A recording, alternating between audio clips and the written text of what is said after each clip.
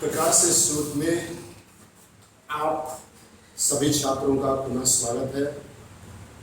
हम लोग जो इसके पहले वाला वीडियो था उसमें 1857 के क्रांति के कारणों का उल्लेख कर रहे थे। इसमें हम लोग 1857 के क्रांति के दूसरे कारणों को देखेंगे और लगभग 1857 की क्रांति को इस वीडियो में पूरा भी करेंगे। 1857 की जो अगली क्रांति का कारण है वो है आर्थिक कारण। आर्थिक कारण में देखा जाए तो यहाँ पे अंग्रेजों ने भूमि व्यवस्था में नए नए सुधार किए। भूमि व्यवस्था में उन्होंने रैयतवाड़ी व्यवस्था को लाया, महलवाड़ी व्यवस्था को लाया, जमींदारी व्यवस्था को लाया। लगभग इन्हें सभी व्यवस्थाओं को लाने का काम किया और उससे किसानों का उत्पीड़न हुआ। किसानों पर राजस्व का बोझ बढ़ता गया। किसान अपने ही खेत में मजदूर बन गए। किसान अपने ही खेत में देखा जाए तो मजदूर बन गया। उसके हालात ऐसे हो गए कि एक किसान जो अपने भरण पोषण के लिए उत्पादन कर लेता था, पूरे साल भर के लिए जीविका के लिए अपनी व्यवस्था कर लेता था, वह मजदूर हो गया। बढ़ते करों के बोझ ने उससे कराहने के लिए मजबूर कर दिया। यहाँ पे देखा जाए तो बंगाल की एक स्थिति है जो विपिन चंद्रा ने अपनी किताब में लिखा है। बंगाल में एक जिला में भयंकर सूखा पड़ गया और उससे जिले का जो कमिश्नर था, उससे कमिश्नर ने टैक्स की वसूली किया। लेफ्टिनेंट गवर्नर ने उससे कहा कि टैक्स जैसे भी हो वसूल किया जाए। उसने वसूली तो किया, लेकिन कई ऐसे जगह थे जहां पे किसान लगान देने के हालात में नहीं थे। उस समय उस कमिश्नर ने रिपोर्ट लगाई कि इस जिला की ऐसी स्थिति है, यहाँ का किसान लगान देने के हालात में नहीं है, यहाँ के लगान को माफ कर दिया जाना चाहिए। लेकिन एलजी ने कहा, लेफ्टिनेंट गवर्नर ने कहा कि वहां पे घास है कि नहीं है। अगर घास है तो उस घास को किसान से कहो कि वो ले जाकर बाजार में बेचे, उससे पीस कर बेचे और हमारी लगान चुकाए। तो यहाँ पे देखा जाए तो आर्थिक कारणों में सूखा, बाढ़ इत्यादि के कारण जब फसलें नष्ट हो जाती थी तो किसान अपने खेतों को बचाने के लिए साहूकारों के यहाँ जाता था, महाजनों के यहाँ जाता था, उधार लेता था, एक कागजात पे सिग्नेचर कर देता था और महाजन एक समय ले लेता था कि इतने समय के अंदर आपको लगान की वसूली, लगान देना है। इतने समय के अंदर जो भी मैंने कर्ज दिया है उसको भरपाई करना है। इसलिए यहाँ पे कर्ज जब समय के अवधि पर भरपाई नहीं कर पाता था तो महाजन अंग्रेजों से मिले हुए थे और वो किसानों के खेतों को जब्त कर लेते थे, किसानों के खेतों को छीन लेते। इस तरह यहाँ पे किसान अपने ही खेत में मजदूर बन जाता था। भारतीय उद्योग धंधे नष्ट कर दिए गए। भारतीय उद्योग धंधों को देखा जाए तो अंग्रेजी इंडस्ट्री ने ऑक्युपाई कर लिया, अंग्रेजी इंडस्ट्री ने अधिकृत कर लिया। यहाँ पे देखा जाए जो भारत के हथकरघा उद्योग था उसका स्थान मशीनों ने ले लिया। इंग्लैंड में औद्योगिक क्रांति हुई, इंडस्ट्रियल रेवोल्यूशन हुआ और उस क्रांति के परिणाम स्वरूप देखा जाए तो वहाँ पे वस्त्र बनाए जाने लगे, सूती वस्त्र बनाए जाने लगे और वहीं से सूती वस्त्र बनाकर भारत में पहुंचने लगा, भारत में भेजा जाने लगा। इस तरह भारतीय उद्योग धंधे पूर्ण रूप से नष्ट हो गए। भारतीय उद्योग धंधों को पूर्ण रूप से नष्ट कर दिया गया। वहीं पे हम दूसरी बातें कर लें तो यहाँ पे लॉर्ड विलियम बेंटिंक के शासन काल में और दयनीय कंडीशन हो जाती है। कार्ल मार्क्स कहते हैं कि भारतीय मजदूरों की हड्डियां मैदानों में बिखरी हुई और इसके लिए जिम्मेदार अंग्रेजी सरकार है। तो ये आर्थिक कारण थे जो 1857 के लिए उत्तरदायी बने, 1857 की क्रांति के लिए प्रमुख कारण बने। 1857 के आर्थिक कारणों पर दादा भाई नौरोजी ने 1861 ईस्वी में poverty and un British rule in India नामक poverty and un British rule India नामक महत्वपूर्ण पुस्तक लिखने का कार्य किया है और इसी में उन्होंने इकोनॉमिक ड्रेन थ्योरी दिया है। उसी में उन्होंने आर्थिक निकासन का सिद्धांत दिया है कि कैसे आर्थिक निकासन के कारण देखा जाए तो भारत एक आर्थिक रूप से कमजोर होता है।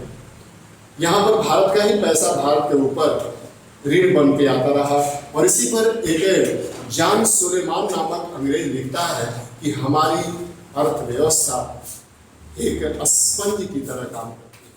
हमारी अर्थव्यवस्था स्पंज की तरह काम करती है जो गंगा नदी के पानी को अवशोषित करती है और ले जाके टेम्स नदी में गिरा देती है।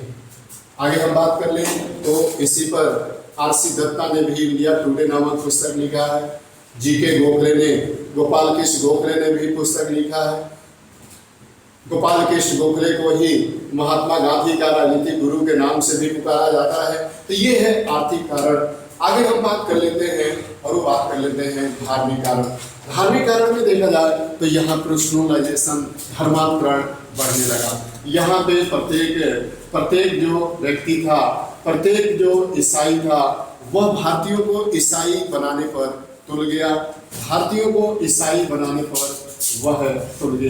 यहाँ पर देखा जाए तो अंग्रेजों को लगने लगा कि पंडित, मुल्ला, मौलवी इत्यादि लोगों ने ही इस क्रांति को जन्म दिया है। एक नफरत की भावना भारतीय लोगों में भरने का काम किया है। आगे हम बात कर लें तो जो भी यहाँ पे भारतीय कैदी थे, जो मुसलमान थे या फिर आपके हिंदू थे, जो कैदी के रूप में जाते थे, वो जब कैदी के रूप में जाते थे तो अपने साथ बर्तन लेके जाते थे, अपने साथ गिलास लेके जाते थे, ताकि वहां पर खाना कोई दूसरा न बनाए। साथ ही साथ मुसलमानों के लिए खाने पीने की अलग व्यवस्था थी, हिंदुओं के लिए खाने पीने की अलग व्यवस्था थी। हिंदुओं का खाना ब्राह्मणों के द्वारा बनाया जाता था। अंग्रेजी गवर्नमेंट ने इसको भी छीन लिया। अंग्रेजी गवर्नमेंट ने इसको भी बंद कर दिया कि किसी भी कैदी को थाली लाने की आवश्यकता नहीं है, यहाँ पे हम बातें करें तो इस तरह धार्मिक कारण ने भी इस 1857 के क्रांति के लिए उत्तरदायी बना। दूसरी तरफ हम बातें कर ले तो यहाँ पे एक बंगाल का ब्राह्मण कैदी जो ईसाई धर्म को स्वीकार कर चुका था, वो अपनी डायरी में लिखता है कि प्रत्येक दिन एक ईसाई पादरी कारागार निरीक्षण करने के लिए आता था। प्रातः सुबह ही ईसा मसीह का वह प्रार्थना करवाता था, बुकलेटें बांटता था और फिर यही कहता था कि अगर जो लोग भी ईसाई मत को स्वीकार कर लेंगे उनके सभी आपराधिक मुकदमे ड्रा कर लिए जाएंगे, सभी आपराधिक मुकदमे खींच लिए जाएंगे। इस तरह देखा जाए तो यहाँ पे ये धार्मिक कारण बना। लोगों को ऐसा लगने लगा कि हमारे मामलों में, हमारे निजी मामलों में, हमारे धार्मिक मामलों में अंग्रेज हस्तक्षेप कर रहे हैं, हमें धर्मांतरित करना चाहते हैं, हमें पर्सनलाइज करना चाहते हैं, इसलिए धार्मिक कारण। अगला कारण है सैनिक कारण। सैनिक कारण पे हम उल्लेख कर ले तो यहाँ पे भारतीय लोगों का सेना में बहुत अधिक मोल नहीं था। वो बहुत अधिक ऊपर जा सकते थे तो हवलदार तक जा सकते, उनके प्रमोशन के सभी दरवाजे बंद थे। वे बहुत अधिक जा सकते थे तो अपने जीवन में हवलदार बन सकते थे। हवलदार के ऊपर गोरे अंग्रेजी अफसर होते थे जो भारतीयों को गाइडलाइन जारी करते थे, भारतीयों को सभ्य मानते थे। उनका मानना था भारतीय अनसिविलाइज्ड है, किसी भी कीमत पर हमारे ऊपर प्रशासन न करने पाए, इसलिए प्रमोशन के सभी दरवाजे बंद। अगला हम देखें सैनिक कारणों में, तो एक कारण था 1856 में। 1856 में देखा जाए तो कारण बना और वो बना द सर्विस इनलिस्टमेंट एक्ट 1856। और इससे द सर्विस इनलिस्टमेंट एक्ट 1856 में ये कर दिया गया कि किसी सैनिक को जहां पर तैनाती दी जाएगी उसे वहीं पर ही रहना पड़ेगा। जहां पर तैनाती दी जाएगी उसे वहीं पर जाना पड़ेगा, वो चाहे समुद्र पार ही क्यों न जाना। लेकिन उस समय भारतीय संस्कृति के अनुसार समुद्र पार जाना एक धार्मिक अपराध था, उससे सामाजिक वंचना, सामाजिक बहिष्कार का सामना करना पड़ता। अगर एक व्यक्ति अगर विदेशों का यात्रा कर लिया तो उसे गांव से बहिष्कृत कर दिया जाता था, समाज से बहिष्कृत कर दिया जाता था, जाति से, घर से बहिष्कृत कर दिया जाता था। इस तरह के हालात थे। इसलिए यहाँ पे म्यांमार, मॉरिशस, अन्य जगहों पे समुद्र पार करके, यात्रा करके और वहाँ पे नौकरी करने जाना एक धार्मिक भावना के खिलाफ था। इसलिए सैनिकों को लगा कि हमें ईसाई धर्म में परिवर्तित किया जा रहा है।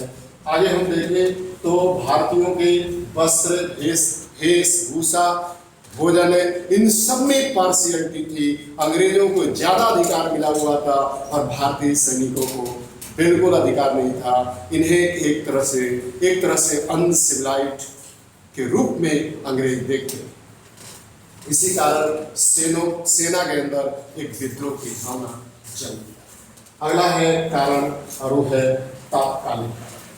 तात्कालिक कारणों पर हम उल्लेख करें तो आखिर ये तात्कालिक कारण क्या है? तात्कालिक कारणों में हम उल्लेख करें तो ब्रिटिश गवर्नमेंट ने पुराने ब्राउन बैस राइफल के स्थान पर इनफील्ड राइफल का प्रयोग किया। इनफील्ड राइफल में जो प्रयोग की जाने वाली कारतूस थी, उस कारतूस के पिन को मुंह से खींचना पड़ा और उस समय ये अफवाह फैल गई कि उस कारतूस में गाय और सुअर की चर्बी लगी हुई है। गाय और सुअर की चर्बी लगी हुई है और इसी कारण यहाँ पे इस ब्राउन बैस राइफल के स्थान पे इनफील्ड राइफल का प्रयोग किया जाना तत्कालीन कारण। आपको जिक्र करें तो बलिया के रहने वाले जो मंगल पांडे थे, मंगल पांडे तैनात थे बैरकपुर छावनी में। बैरकपुर छावनी में तैनात थे और उन्हें किसी काम से, सेना के काम से दमदम जाना था और दमदम में उन्हें पानी पिलाने के लिए एक निम्न जाति के व्यक्ति को नियुक्त कर दिया गया। जब वो पानी पिलाने पहुंचा तो उन्होंने पानी पीने से मना किया, लेकिन उन्होंने कहा कि पंडित जी, आपका धर्म अब नहीं रहने वाला। जो राइफल में कारतूस प्रयोग की जाने वाली है उसमें गाय और सुअर की चर्बी लगी हुई। और यहीं से मंगल पांडे अपने बैरकपुर पहुंचे, अपने छावनी बैरकपुर पहुंचे। तो यहाँ पे IAS में भी एक प्रश्न पूछा जा चुका है, PCS में भी पूछा जा चुका है, जे में भी पूछा जा चुका है कि मंगल पांडे को चर्बी युक्त कारतूस की सूचना कहाँ पे प्राप्त हुई थी? तो उसका एक लाइन आंसर है दमदम कलकत्ता के समीप। मंगल पांडे पहुंचे 29 मार्च 1857 और उन्होंने इनफील्ड राइफल से को लेने से मना कर दिया और अपने साथियों के साथ अंग्रेजों पे गोली चलाना शुरू कर दिया। उन्होंने कैप्टन पार्क और मेजर ह्यूसन 2 अंग्रेज अधिकारियों की हत्या कर दिया और उसी अपराध में 8 अप्रैल 1857 को मंगल पांडे को फांसी की सजा दे दी गई। और यहीं से तत्कालीन कारण जन्म लिया, जिसका जो बीज रोपा गया उसकी एक तरह से वृक्ष बना और वो बना 10 मई 1857 मेरठ की क्रांति, जहाँ से 1857 की क्रांति की शुरुआत होती है। ये वीडियो कैसा लगा इसे सब्सक्राइब करें और लोगों को सब्सक्राइब करें, मेरा मनोबल बढ़ाएं। कहीं पर कोई दिक्कत हो तो आप मुझे कॉल करें 8707 83 51 99 पे, और कोई और सुझाव दे सकते हैं ताकि मैं इसमें अपना त्रुटि सुधार कर सकूं और इसमें कुछ और भी मैं जोड़ सकूं, उसे आप कृपया दें। आपका हार्दिक स्वागत है। थैंक यू, धन्यवाद।